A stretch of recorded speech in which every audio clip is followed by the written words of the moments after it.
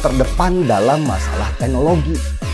Malaysia, Singapura, Vietnam, dan banyak negara-negara tetangga lainnya tentu iri sekarang melihat Indonesia.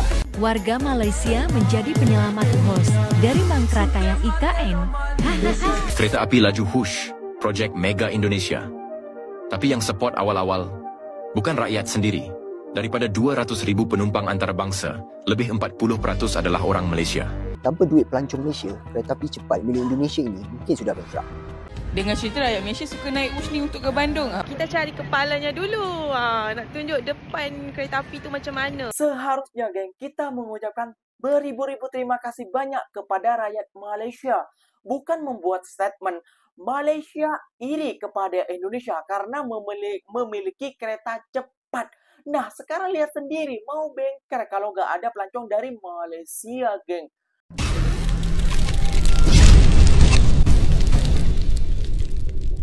Assalamualaikum warahmatullahi wabarakatuh, geng. Berjumpa lagi bersama saya, Iki. Gimana kabar saudara-saudara, sahabat-sahabat saya? Semoga kabar kalian selalu baik-baik saja, dilindungi oleh Allah Subhanahu wa taala, dijauhkan dari segala bala musibah dan diberi umur panjang.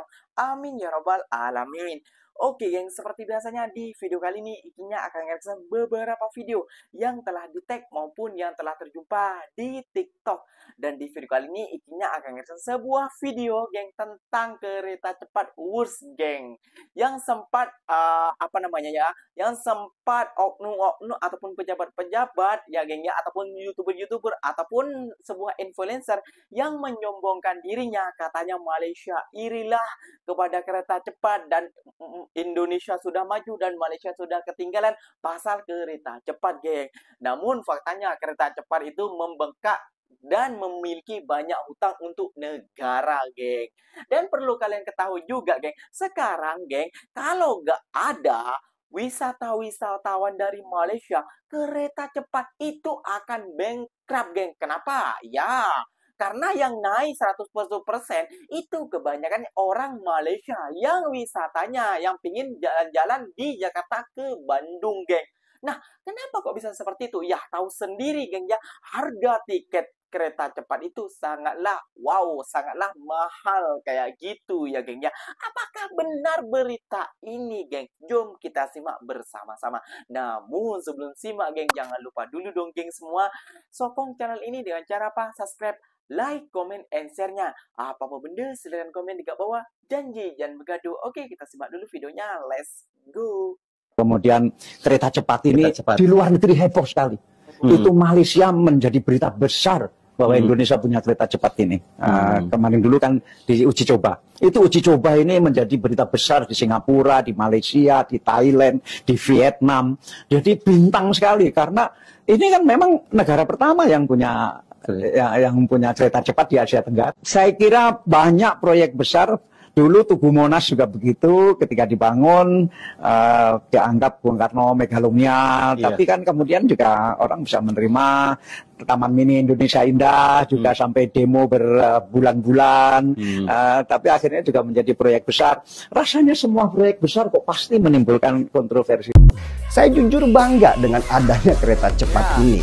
Karena kereta cepat ini menunjukkan bahwa negara kita adalah negara yang adaptif dan terdepan dalam masalah teknologi. Malaysia, Singapura, Vietnam, dan banyak negara-negara tetangga lainnya tentu iri sekarang melihat Indonesia yang dulu mereka anggap sebagai negara besar dan terbelakang sejak dipimpin oleh Jokowi melakukan lompatan besar ke depan, meninggalkan mereka jauh di belakang sekarang.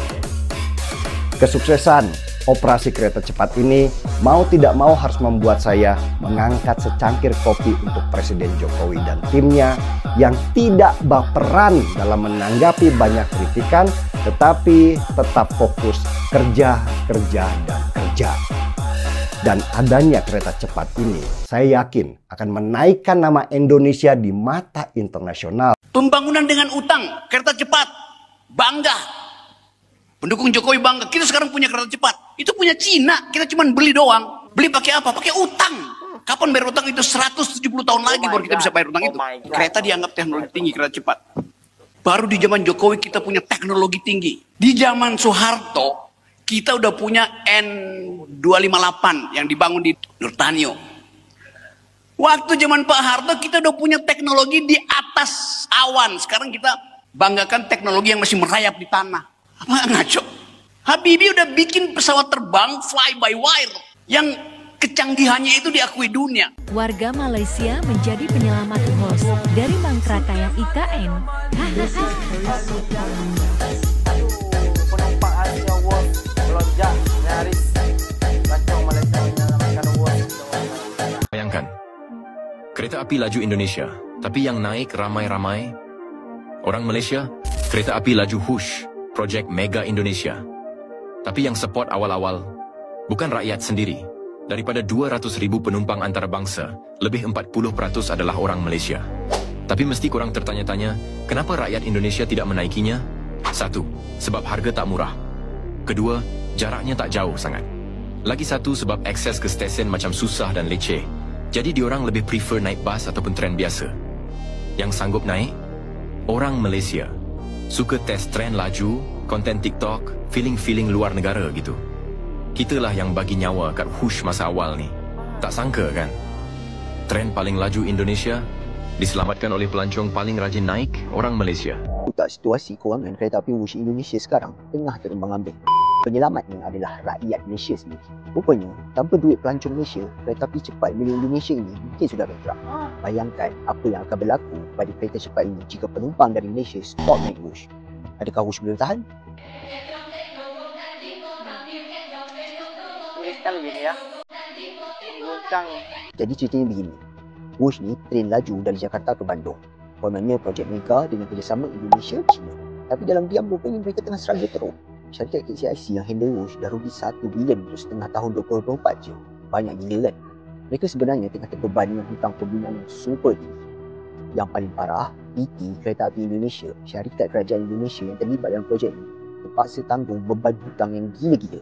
Bayar faedah pinjaman tu pun dah buat poket kering. Mana tak struggle kalau macam ni? Dan sekarang, shocking fact ni adalah lebih 200,000 pelancong Malaysia dah naik Wush. Dan kita jadi sumber utama pendapatan mereka. Sampai ada netizen Indonesia sendiri cakap, kalau tak ada pelancong Malaysia, confirm Wush akan bankrupt. So, situasi ini tunjuk betapa pentingnya hubungan kedua-dua negara ni. Memanglah Wush tu jadi lambang kemajuan negara jiran. Tapi secara diam-diam, kitalah yang bagi mereka sokongan kewangan. Hubungan ekonomi antara Malaysia dan Indonesia lagi penting dari yang korang sangka. Kalau korang pernah naik Wush, jom share pengalaman korang kat komen. Bagi yang belum try, mungkin dah masa nak support jiran kita sambil enjoy teknologi yang cool ni. Jangan lupa follow Vocat untuk lebih banyak berita-berita menarik. Rakyat Malaysia tanpa sedar menjadi penyelamat kepada projek Kereta Pelaju Indonesia Wush yang menghubungkan antara Jakarta dan juga Bandung. Wush ni antara projek kebanggaan Indonesia. Sebab apa? Sebab ini merupakan kereta pelaju pertama di Asia Tenggara. Sejak mula beroperasi pada Oktober 2023, lebih 200,000 penumpang antarabangsa dah naik tren ini dan majoritinya datang dari Malaysia. Projek ini juga sebahagian daripada inisiatif Mega Belt and Road China dengan kos pembinaan sekitar 34 bilion ringgit dan sekarang ni Wush dalam keadaan yang agak terhimpit kerana hutang dan juga kos faedah. Mengikut rekod kewangan dalam separuh pertama 2024, kerugian Wush adalah melebihi 1 bilion ringgit. Seharusnya geng kita mengucapkan beribu-ribu terima kasih banyak kepada rakyat Malaysia. Bukan membuat statement Malaysia iri kepada Indonesia karena memiliki kereta cepat. Nah, sekarang lihat sendiri, mau bengker kalau nggak ada pelancong dari Malaysia, geng. Wah. Terlalu besar, terlalu sombong, pokoknya terlalu dilebih-lebihkan di Indonesia ini, geng ya. Selalu mengaitkan dengan Malaysia, apalah ini Malaysia ketinggalan dan lain sebagainya. Namun kalau tak ada pelancong dari negara Malaysia, mungkin sudah bankrupt. Itu pernyataannya, memang faktanya, geng. Faktanya sebab apa? Ya, kereta Wush yang dari Jakarta ke Bandung itu bukan harga kaleng-kaleng, geng. Harganya, wow, mahal sekali, geng, kayak gitu. Ya, mungkin bagi orang Malaysia ya murah lah cuma segitu. Namun bagi rakyat Indonesia yang pendapatannya kurang di bawah UMR pasti akan berpikir 3 kali lipat ataupun 10 kali lipat untuk menaiki kereta cepat ini, geng, kayak gitu, geng ya. Ya, kenapa tidak? Ya, karena mahal kayak kereta cepat ini. Kenapa dimahalkan, Bang? Ya, mungkin presiden kita ingin biar cepat bayar hutangnya ke Cina, geng. Tahu sendiri, kereta cepat itu, geng, kereta Rocky Gerung itu memiliki hutang sebanyak 170 tahun untuk membayarnya. Dan kalau tak ada pelancong dari Malaysia, tahu sendiri akibatnya. Makanya buat para netizen Konoha, jangan nyinyir, jangan terlalu sombong, jangan terlalu percaya diri. Kita masih membutuhkan warga Malaysia ataupun negara Malaysia. Nah, apakah benar berita tadi itu, geng? Apakah hoax? Oh, tidak. Mungkin, geng. Ikinya akan mereaction beberapa influencer ataupun beberapa orang yang telah merasakan naik kereta cepat daripada Woods. Dengan cerita rakyat Malaysia suka naik Wush ni untuk ke Bandung. Mes ni aku ajar macam mana cara-cara nak beli tiket Wush dan menaiki Wush ni. Mula-mula korang kena pergi kat stesen Halim ni. Tapi bagi aku beli walk-in lebih baik daripada beli online. Sebab kena beli kad pakai kad Bank Indonesia. Lepas tu dengan harga RM75 ni korang dah dapat dah selesa dah naik Wush ni. 350 km per hour dah sampai ke Bandung. Lepas tu kena tukar naik feeder. Ya, feeder ni percuma je. Lepas tu dah sampai Bandung, korang boleh lah ambil supir untuk jalan-jalan Bandung. Daripada Jakarta ke Bandung 30 minit je naik kereta api cepat Wush. So ada yang tanya, macam mana I beli tiket? Guna kad, cash, kad counter atau boleh beli online? So basically boleh beli dekat counter. Tapi kat counter just guna kad sahaja. Tapi kalau macam I beli dekat apps Wush. Cumanya kena guna credit card sahaja. So bila dah sampai stesen Halim, boleh terus pergi dekat mesin tiket ni and also claim kita punya tiket. Basically ada 3 jenis. Ada first class, business class dengan premium economy class. Macam I ambil premium economy class je, harga dia RM300,000 bersamaan dengan RM90. Daripada stesen Halim ke stesen Padalarang ambil masa 30 minit and kita ada designated seat number, tak boleh pilih, and kelajuan dia 350 km per jam. Bila dah sampai stesen Padalarang, kita belum sampai lagi Bandung, kita kena naik pula feeder train. So kita kena turun satu tingkat and naik feeder train daripada stesen Padalarang ke stesen Bandung. Tak payah beli tiket lain, guna tiket yang sama je and perjalanan ambil masa lebih kurang 20 minit. Duduk bebas, tak ada designated seat number. Supir pun dah sampai, bye, nak jalan-jalan Bandung. Kita cari kepalanya dulu. Nak tunjuk depan kereta api tu macam mana. I dekat stesen kereta api Jakarta nak cuba naik train cepat kat sini. Kereta api cepat. Nama dia Wush. Ingatkan roti boy, rupanya roti O. Bukan. Dekat sini ruang VIP yang mana naik first class boleh tunggu dekat sini. So dia ada minuman. Lepas tu ada tunjuk timing dia nak berlepas tu kan. Dia ada toilet dekat sini. Toilet wanita. Itu dia. Excited sikit nak cuba naik kereta api cepat ni. Bagus lah, ruangan solat pun ada juga kat sini. Ramai gila orang. Saya dengar orang cakap kita cari kepalanya dulu. Nak tunjuk depan kereta api tu macam mana. Kepala kereta api. Train dah sampai stesen Halim. Nampak tak tu? Halim ke Tegaluar. Ni ramai-ramai ambil gambar kat sini. Dia dah rupa depan kereta api tu. Kursi nombor berapa? Okey. Luas kan? Boleh ke gantung tengok ais? Juga dapat roti kosong orange.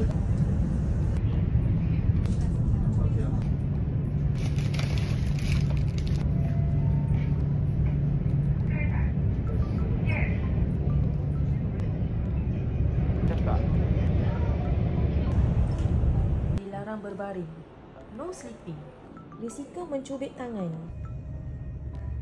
Dah sampai. Alhamdulillah.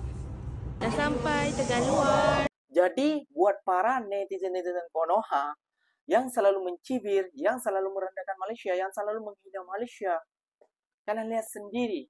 Kayak gitu geng ya. Kalian buka sendiri mata kalian. Seperti apa? Ya mungkin tidak semuanya orang Indonesia menghina negara Malaysia kayak gitu. Namun sebagian.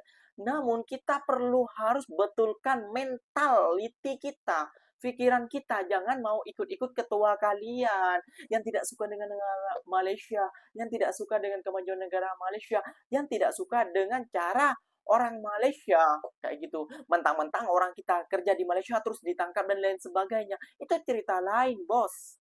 Kayak gitu. Cerita lain apa Mas Eki? Ya, mereka datang ke Malaysia terus kena tangkap. terus membuat cerita seakan-akan kayak gini kayak bla bla bla dan sebagainya, itu mereka datang bukan secara sah, bos.